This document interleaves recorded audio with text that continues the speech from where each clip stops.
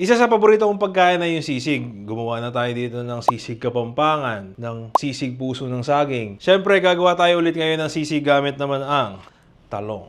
Masarap kaya? Malalaman natin. Ano? Tara, game. Gawin natin yan.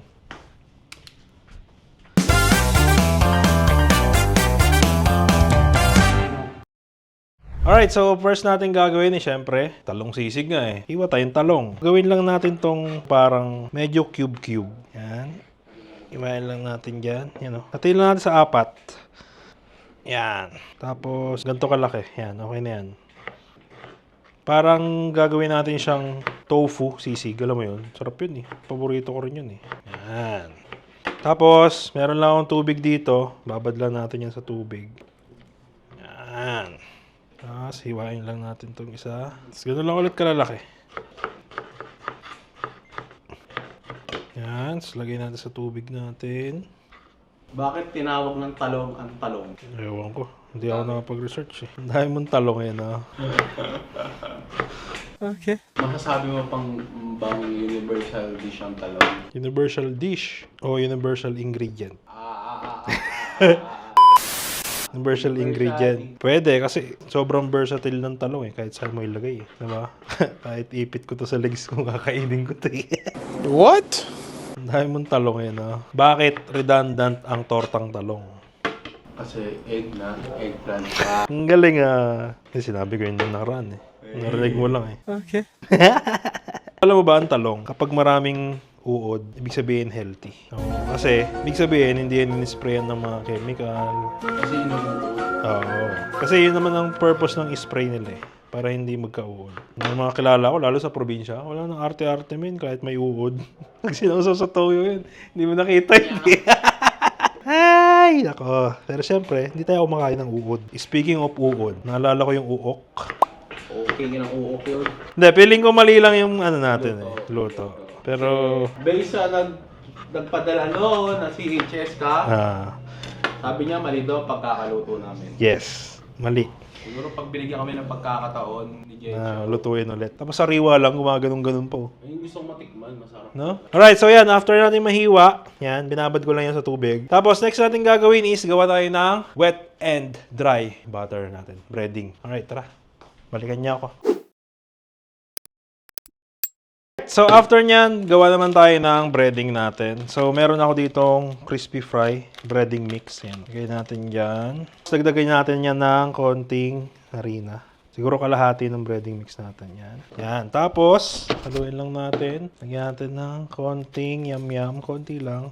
Tapos, konting paminta lang. Siguro mga 750. Yan. Yun. Okay na yan. 735 lang pala. Okay.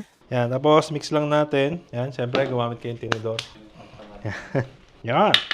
Tapos, maghihiwalay lang ako dito ng konti pang wet butter natin. Yan. Okay na yan. Bale, ito gagawin nating wet butter.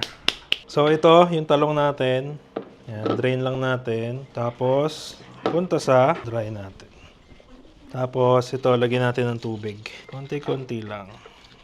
Yan. So, okay na yan. Dry tapos wet. Yan. Make sure coated lahat. Yan. Ganyan. Okay na yan. Tapos, tanggalin natin yung excess. Lagay natin dyan sa wet butter natin. Yan. Make sure na well coated lahat para crunchy yung ating talong sisig. Yan. So, after nyan, lipat na natin sa lalagyan. Yan. Alright, so balot ko lang to lahat and then balikan niya ako mamaya. Alright, so yan, after nating makot, painit lang ako dito ng kawali. Lagyan nating mantika. Yan. Fun fact, paano ka mag-iwan ng sibuyas na hindi ka naiiyak? Utos mo sa kapatid mo. Game. Yan, mainit na yung kawali. Prituin na natin yan. Batch by batch lang. Yan. Mahiwalay natin para hindi siya magdikit-dikit. Galing eh, no? Iwahiwalay natin para hindi siya magdikit-dikit. Tama naman, di ba? Dapat yata isa-isa. Kung nagdikit-dikit siya. Balikan niyo ako. Prituin ko lang itong lahat ng talong. Okay, so yan. After ilang minutes, pag ganyan na, yan, okay na yan. Try natin yung kalan. Yan, oh. Yan pa lang, oh. Mukha na siyang tokwa. Hindi na mukhang talong, eh. Ito lang, pwede na ito, eh. Tapos mo sa ketchup. Yan. Ito na yung ating napritong talong, yan. So next natin, timplahan natin itong pangsisig. Alright, so yan, after natin maprito yung mga talong, ito na yan. You know, mukhang ano, natin. Sarap po. Ano, parang tokwa. Sarap. Lutong. So next step natin, puting sibuyas. Yan. Ayan, puti yung gagamitin ko dito. Mas gusto ko yung puti sa sisig. Oy, may kamay, may kamay. Wala pang timpla yan ha. Pwede na, ganyan lang. Sarap. Puting sibuyas. Yan. Tapos, siling haba. Required ba sa sisig may siling green? Kung napanood niyo yung authentic na Kapampangan sisig ko, wala talaga siyang siling green. Meron siyang siling pula para umanghang. Pero saan mo na ilalagay? Pagkakainin mo na, depende na sa'yo kung maglalagay ko. Pero yung sisig na Manila, yung may mayonnaise, tulad nitong ginagawa natin. Usually meron kasi masarap din to eh, tsaka mabango pag meron. Pero sa akin kung tatanungin ako, sabagay, medyo siguro bias kasi Kapampangan ako eh. So, ang favorite sisig ko talaga, yung sisig Kapampangan. Though merong times na namimiss ko din yung gantong sisig, yung may mayonnaise, tapos lechon kawali. Sarap din yun. Okay. Tapos lagay ko na isang pulang sibuyas para lang may anghang part. Tapos gusto ko rin sa sisig, daming sibuyas. Huwag naman puro sibuyas. Sisig sibuyas na yan. Yan, okay na yan. Tapos, mahang tong sili na nabili namin. Ewan ko recently, yung mga nabibili ko sa palengke na gantong sili, yung gantong sili, wala talagang lasa. Ano, may mapait lang. Ganun lang siya. Nakakainis. Siguro apple yon, nagpanggap lang ng sili. So, depende sa inyo kung gaano karaming sili lalagay nyo. Kung ayaw na manghang, huwag yan ang lagyan. So, yan. After natin mahiwa, ayan na. Gawa na tayo ng dressing. Lagay tayo mayonnaise, syempre. Ladies' choice. Real mayonnaise. Ayan sarap yan, men. Basta ladies' choice. Iba yan, men. Promise. Lahat ko na yan. Mas marami, mas masarap. Uy! Sarap. Grabe talaga yung ladies' choice. Tapos, konting oyster sauce. Pampalinamnam. Whoop. Whoop. Yeah. Okay na yan. Maya tayo mag-adjust kung kulang. Tapos, syempre, kalamansi. Tapos, sa sisig din, mas prefer ko yung medyo nangingibabaw yung asim. Pero hindi naman overpowering. Sakto lang. So yan, lagyan natin ng kalamansi. Sakto lang muna. Huwag natin masyadong damihan. Yan. So yan, after natin timplahan, haluin lang natin. Mix well. Yan uy. Sarap. Sarap. Grabe namang. Grabe ba yan, uy? After natin nahalo, lipat na natin sa serving plate. Yan na.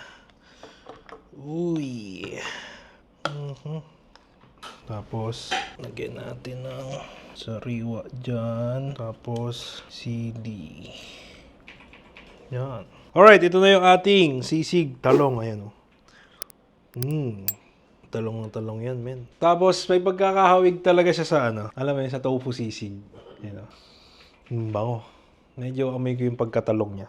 Siguro yung appearance ito, rating ko is 9 out of 10. So yan, tikman na natin. Meron akong kanin dito. Gusto ko siyempre kukuha ka din sa yung sa may design na yan. Ayan.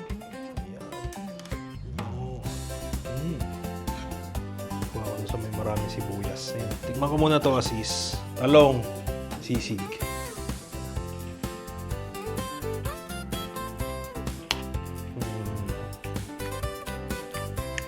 Ang sarap. Ayan. Pinakamalapit na lasa nito is tofu sisig talaga. Tapos parang di mo rin siya talaga akalaing gulay eh. Parang naging karne rin talaga siya. Tingnan natin with kanin.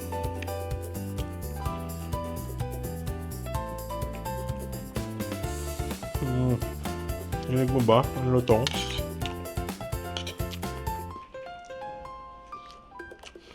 Ang sarap. Tapos ang sarap ng dressing natin. Grabe, dalang-dala. Tapos ang sarap din talaga ng talong pag naprito. Diba? Magsama-sama na sila lahat.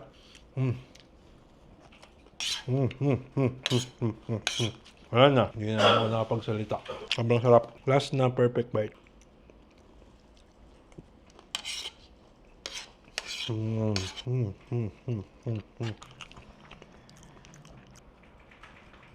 Sobrang sarap. Wala akong masabi. Kung nasasarapan ka at kung gusto mo yung tofu sisig, halos ganun din yung lasa niya. Meron pang added flavor nung talong kasi malalasahan mo rin yung talong eh. Ang sarap din pala pag nahalo sa mayonnaise tas maanghang, tas may konting asim yung talong. Halika dito, Sak. Ang sarap naman nun. Ito, idol. Solid naman yun.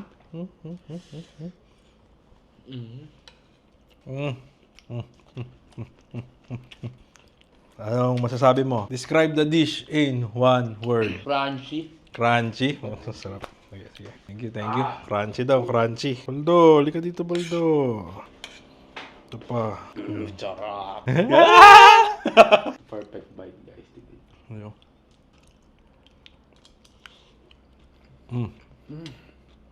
Anong masasabi mo? Describe the dish in one word. Benedicto. Benedicto! Bakit? Bakit? Explain, explain. Ang Benedicto. Egg Benedict. Okay, okay. Parang crunchy siya sa ano, di ba? Labas. Sa labas. Pero pag kinagat mo, Soft. soft. Dahil dyan sa one word to describe mo, ako rin merong one word to describe. Pero syempre, titikman ko muna ulit. Nakalimutan ko na yung lasa eh. Okay. Yung one word ko, I would say, explosive. Alam mo yung pagkagat mo sa crunchy ng talong. Tapos mag-explode yung flavor ng talong. Kasi unang kagat mo parang tofu sisig eh. Tapos pag nag-explode yung talong sa bibig, uy, may flavor ng talong. Pero masarap, di ba? Ganun siya. Explosive to, men. Okay. Sobrang sarap. Try nyo na rin to. Talong sisig, you know. Dami pa. Gusto mo? Kaya na. Kung paborito mo rin ng sisig at kung gusto mo ng bagong timpla, try mo na to. Sisig, talong. Ayun, no? Crunchy, soft. Ang sarap ng flavor ng sisig niya. Try mo na to. Hindi ka magsisisi, men. At kung meron ka rin mga weird food combinations o kakaibang pagkain na alam, comment mo naman yan sa baba. Malay mo. Try natin dito next time. Hanggang sa muli ako si Jed nagsasabing pag boring ang ulam, mag-diet ka na lang. Wala naman diet dito. Sarap eh. Lagi na. Yung magluto. Camera lights, tapos kain ka agad. Kung supply, but solid bawat kagat. Woo! Welcome sa show, dito pangkaraniwan. Tikim ng ulam kahit makasalanan. Camera lights, tapos kain ka agad. Kung supply, but solid bawat kagat. Ice cream with bagogong sweet na maalat. Pickles with peanut butter, parang alamat. Pakwan with hot sauce, sunog na malamig.